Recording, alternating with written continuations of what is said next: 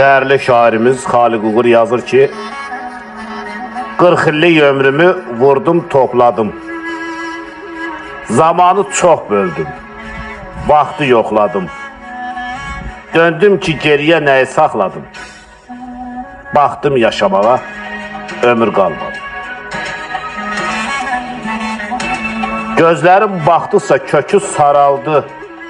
Baxdım gələcəyə gözüm qaraldı. Ən gözəl illəri ruzgar aldı. Baxdım yaşamağa, ömür qalmadı.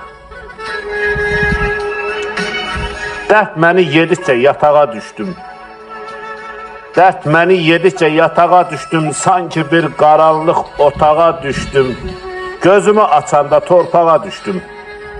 Baxdım yaşamağa ömür qalmadı. Ruhum duman oldu, sənə yetmədi. İsmim daşa döndü, mənə yetmədi. Nə mənə, nə də ki sənə yetmədi. Baxdım yaşamağa ömür qalmadı. Nə mənə, nə də ki sənə yetmədi. Baxdım yaşamağa, ömür qalmadı. Ömür qalmadı.